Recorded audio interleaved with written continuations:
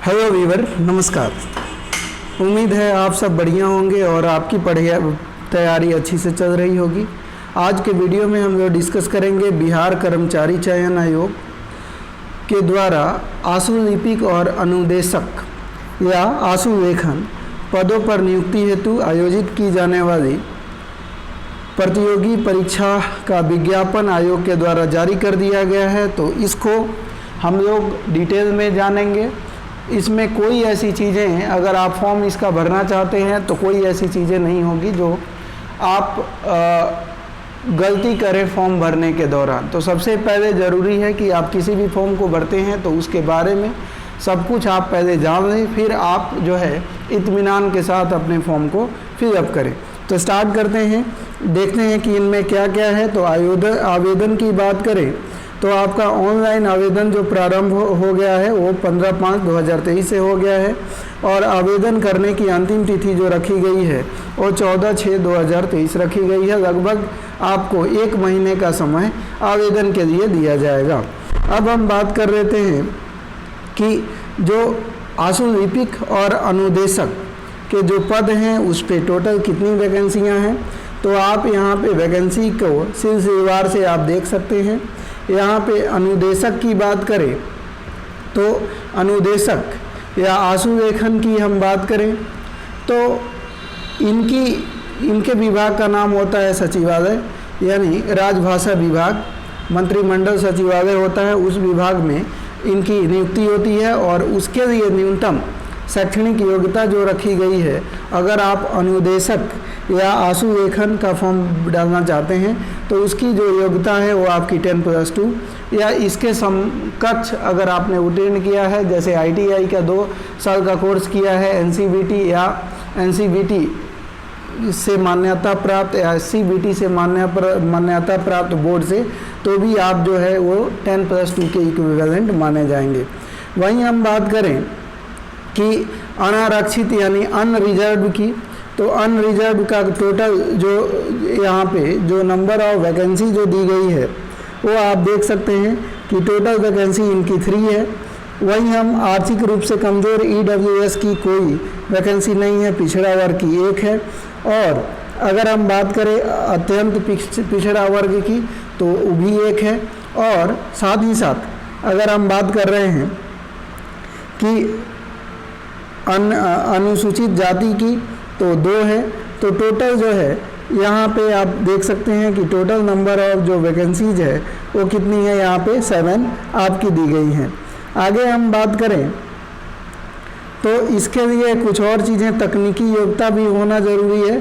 कहा गया है कि आशु लेखन की गति आपको 80 शब्द प्रति मिनट तथा हिंदी कंप्यूटर टाइपिंग की गति 30 शब्द प्रति मिनट तथा अंग्रेजी कंप्यूटर टाइपिंग की गति 35 शब्द प्रति मिनट का भी होना जरूर आवश्यक है। ठीक है, तो ये भी आपको ध्यान रखनी है। आगे हम बात करें, आगे हम देखेंगे किसकी, आशु लिपिक की। तो आशु लिपिक की अगर हम बात करें तो ये सामान्य प्रशासन विभाग में इसकी नियुक्ति होती है और ये लेवल 4 का जॉब है और इसी में सबसे ज़्यादा वैकेंसी है। टोटल वैकेंसी आप देखेंगे तो इनमें आपको टोटल जो वैकेंसी देखने को मिलेंगी वो टोटल ओवरऑल जो वैकेंसी है वो आपको देखने को मिल जाएगी।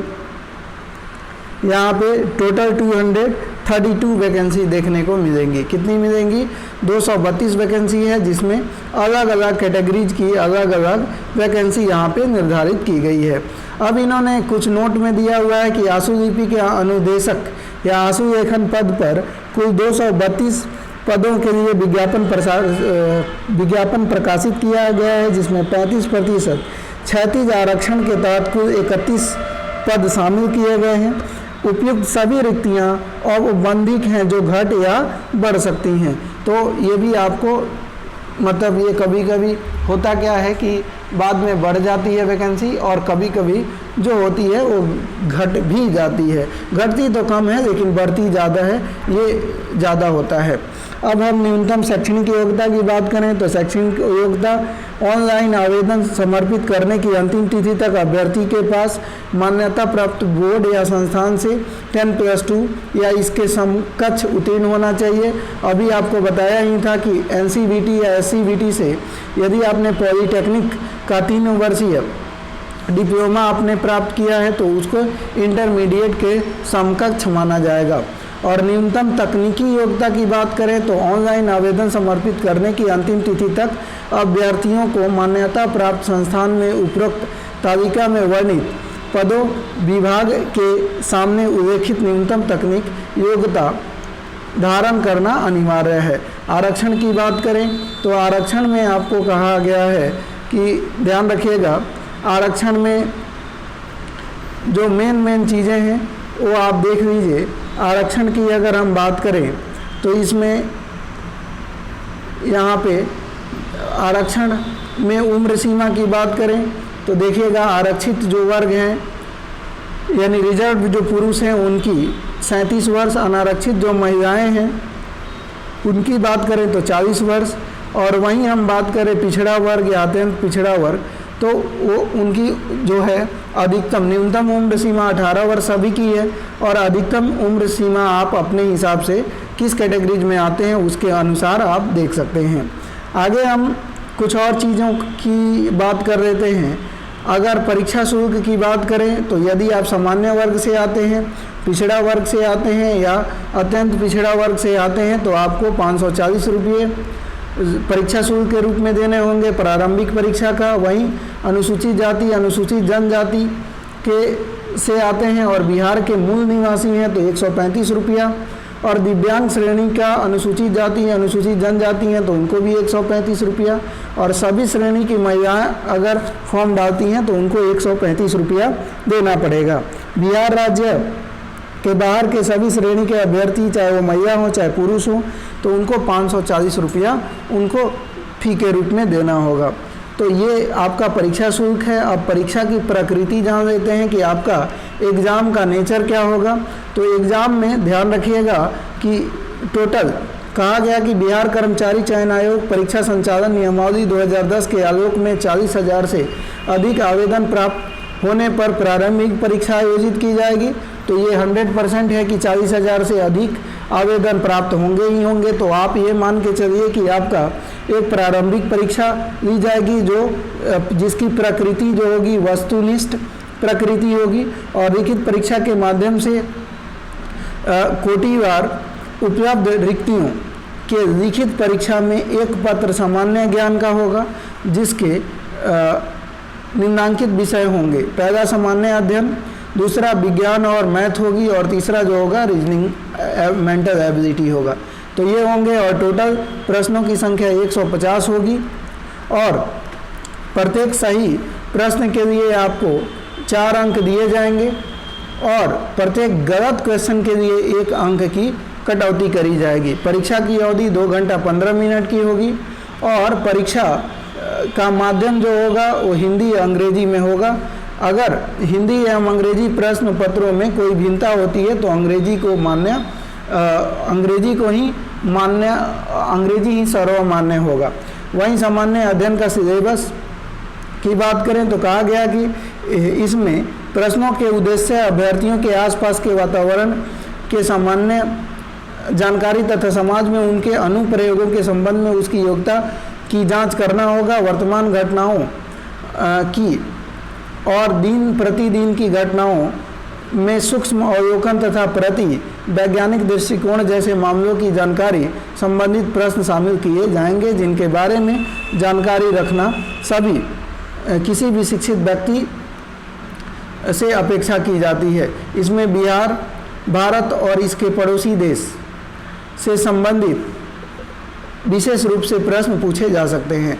समसामयिक की बात करें तो वैज्ञानिक प्रगति, राष्ट्रीय अंतर्राष्ट्रीय पुरस्कार, भारतीय राष्ट्रीय भाषाएं, पुस्तक, लिपि, राजधानी, मुद्रा, खेल खिलाड़ी, महत्वपूर्ण घटनाएं, भारत और उसके पड़ोसी देशों का इतिहास, भारत का इतिहास, संस्कृति, भूगोल, आर्थिक परिदृश्य, स्वतंत्रता आंदोलन, भारतीय कृषि, प्राकृतिक संसाधन की प्रमुख विशेषताएं, भारतीय संविधान एवं राज्य व्यवस्था, देश की राजनीतिक प्रणाली, पंचायती राज, सामुदायिक विकास, पंचवर्षीय योजना एवं राष्ट्रीय आंदोलन में बिहार का योगदान, इनसे क्वेश्चन पूछे जाएंगे। वहीं विज्ञान की बात करें तो मैट्रिक स्तर से सभी प्रश्न पूछे जाएंगे। सामान्य विज्ञान की बात करें तो इसमें भौतिक शास्त्र, रसायन शास्त्र, जीव विज्ञान, भूगोल एवं कंप्यूटर की बेसिक वर्ड्स प्रोसेसिंग के ज्ञान से संबंधित प्रश्न पूछा जाएगा। गणित की बात करें तो संख्या पद्धति संबंधित प्रश्न, पूर्ण संख्याओं का विकलन, दशमलव और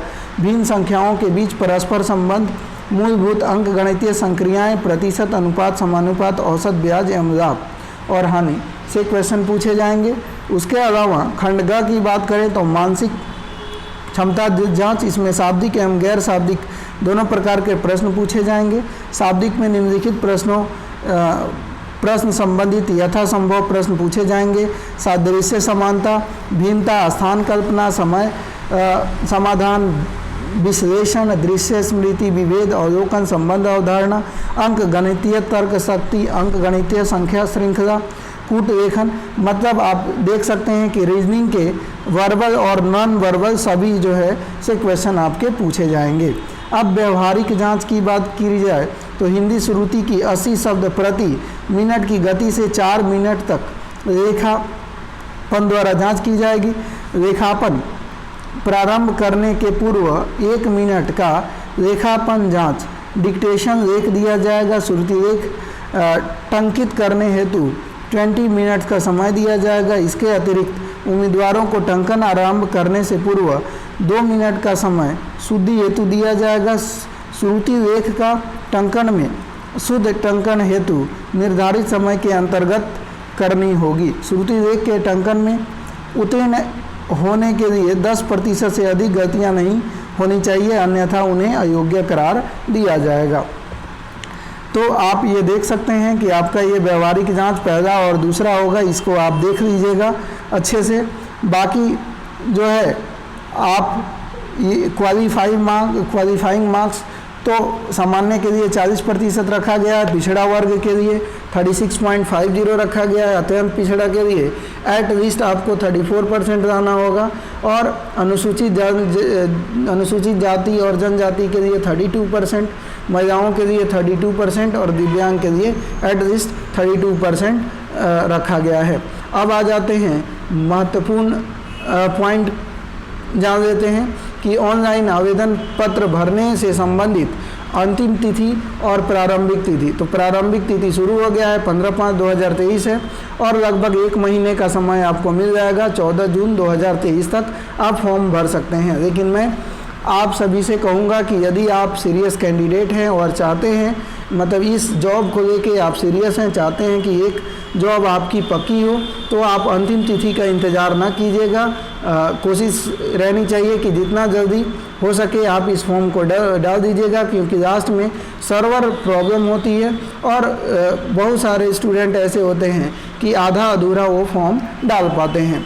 तो दोस्तों, इस वीडियो में सब कुछ हमने लगभग बता दिया है। फिर भी अगर कोई आपको की डाउट रह गई हो, क्वेरी अगर हो, तो आप कमेंट बॉक्स में अपनी बातें रख सकते हैं। मैं शीघ्र ही आपके प्रश्न का जवाब दूंगा और मुझे आशा नहीं, पूरा विश्वास है कि आप मेहनत करेंगे और आप एक सीट पक्का करेंगे।